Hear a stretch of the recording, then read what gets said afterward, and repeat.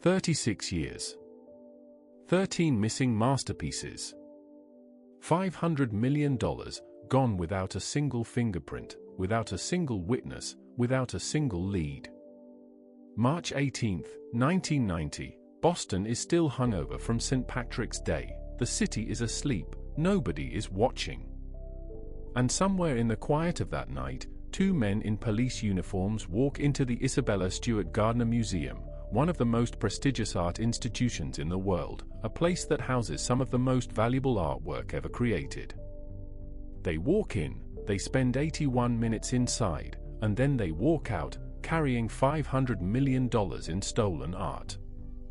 They have never been found, the paintings have never been recovered, and the FBI still cannot tell you where a single one of them is today. This is the Isabella Stewart Gardner Museum heist, the largest unsolved art theft in human history, the greatest art heist of all time, and tonight, we're going all the way in. Before we talk about the crime, you need to understand the place, because without understanding the Gardner Museum, none of what happened that night makes any sense. Isabella Stewart Gardner was not a typical collector. She was obsessive, brilliant, and completely singular in her vision.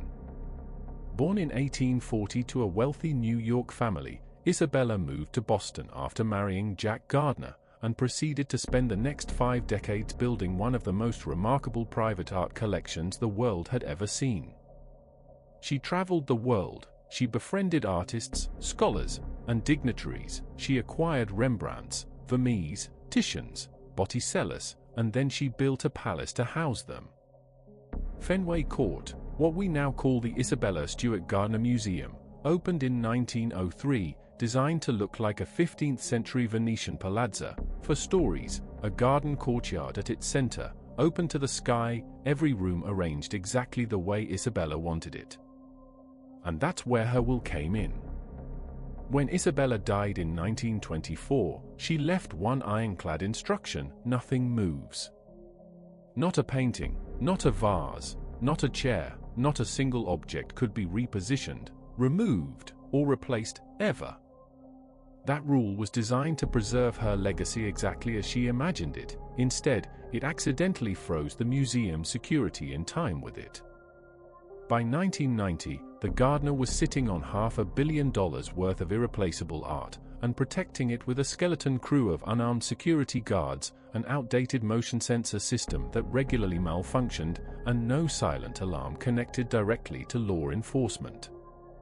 No armed guards, no cameras worth mentioning, no security upgrades in decades, in the middle of Boston. It wasn't just a target, it was an open invitation. Someone, somewhere, knew exactly that.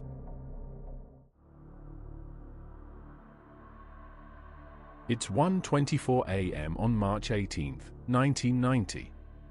Two men pull up to the side entrance of the Gardner Museum. They're dressed in Boston police uniforms, official-looking, confident, unhurried.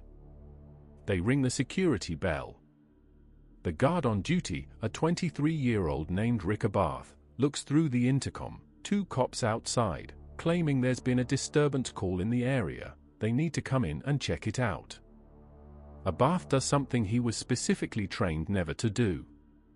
He buzzes them in, without calling the police department to verify. Within 60 seconds, his partner is called to the front desk, and just like that, both guards are in the hands of two men who were never police officers at all. No struggle, no alarm triggered, no call for help. The guards are handcuffed and duct-taped to pipes in the basement, each one alone, each one immobilized. The thieves now have the entire Gardner Museum to themselves. For 81 minutes, they own it. And here's what's strange: the motion sensors, which were still functioning that night, recorded their movements through the museum. The investigators later traced exactly where they went, how long they spent in each room, and what they touched.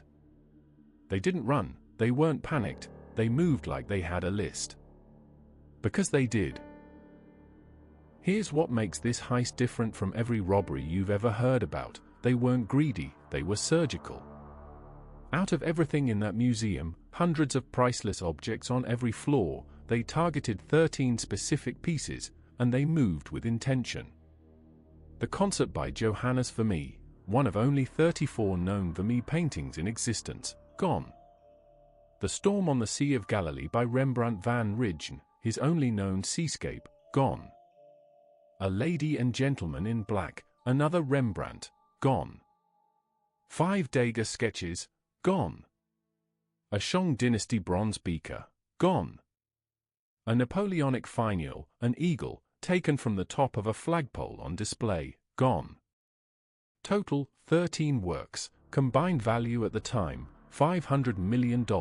Today, some estimates place that figure significantly higher. And when a canvas was too difficult to remove from its frame cleanly, they didn't stop, they cut it out. They took a blade to a Rembrandt, to a Vermeer, to centuries of irreplaceable human achievement, and they cut. Think about that for a second. If this story is hitting you right now, hit that like button. It genuinely helps us go deeper on cases like this. Subscribe if you want to be here when the next one drops. What they left behind was just as disturbing as what they took, empty frames. Still hanging on the walls today, exactly where Isabella's will says nothing can ever be moved, even the empty frames stay. You can go to the Gardner Museum right now, in 2025, and look at those empty frames, hanging there, waiting. The FBI arrived the next morning to a forensic void. No hair, no fibers, no prints, no footage that could identify either suspect, nothing that connected to anyone in any database anywhere on Earth. Over the next 3 decades, investigators ran operations across multiple continents, undercover stings in the US and Europe, informant networks embedded in organized crime, tips from the public, leads from foreign intelligence agencies. They followed every thread they had. They got close, or thought they did, multiple times. In the 1990s, investigators zeroed in on connections to the Boston and New England mob. There was serious suspicion that the thieves had ties to organized crime, and that the paintings had moved through criminal networks as collateral for drug deals and loan arrangements, art used like currency, passed hand to hand through the underworld. Names were investigated, locations were surveilled, promises were made, nothing materialized. In 2013, 23 years after the theft, the FBI announced they had identified the thieves, 2 men with ties to the New England criminal underworld, both now believed to be dead. But they still couldn't tell you where the paintings went. 13 stolen works, over 3 decades, the FBI still cannot tell you where a single painting is today. 36 years of searching, and still nothing. But here's where it gets darker, because the real question isn't who took them, it's what happened to them after, and the answers are deeply disturbing. Theory 1. They're already gone, not hidden, not locked away somewhere, gone. When they cut those canvases from their frames, they didn't handle them like art, they rolled them up, stuffed them away, and somewhere in a damp basement or forgotten storage unit, centuries of human genius quietly deteriorated into nothing, no one knowing what they had, no one caring enough to find out. This is the theory that haunts art historians more than any other, because it means there's nothing left to find. Theory 2. One person is looking at them right now, somewhere overseas, Eastern Europe, the Middle East, nobody knows exactly. A private collector with more money than conscience, paid for them through layers of intermediaries, clean hands, no trail. These paintings will never hang in a gallery again, they'll never be seen by the public, they exist purely for one person's private obsession, locked in a vault, seen by no one else, ever.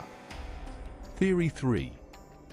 They're being used as currency, this is the one the FBI quietly favors. The paintings didn't stay in one place, they moved, hand to hand through criminal networks across multiple countries, drug deals, loan arrangements, criminal guarantees, each transaction pushing them deeper underground, each new owner making them harder to trace. Think about that, a Rembrandt, a Vermeer, being passed between crime figures like a down payment, getting further from the surface every single year. Theory 4. They never left, This one is the most unsettling of all. Some investigators believe the paintings are still in New England, possibly within driving distance of Boston, sitting in multiple locations, hidden inside ordinary buildings, behind ordinary walls, in a city that driv. There's one detail in this case that never fully gets answered. Rick Abarth, the guard who buzzed the thieves in, has always maintained he was deceived, that he believed they were real police officers, that he made a mistake and has lived with it. But investigators noted something uncomfortable. Before his shift that night, Abarth had briefly propped open a back door to the museum. For about 2 minutes, he said it was to let in some air. It was a cold March night in Boston. The motion sensor records also showed an unusual pattern in the hours before the robbery, movement in parts of the museum that were inconsistent with normal guard routes. Abarth was investigated extensively. He was never charged, never named as a suspect. But the FBI has never fully closed the door on the question of whether someone on the inside, knowingly or unknowingly, made the perfect heist just a little bit easier. It's the detail that changes the entire story. Those frames are still on the walls. Not as decoration, not out of laziness.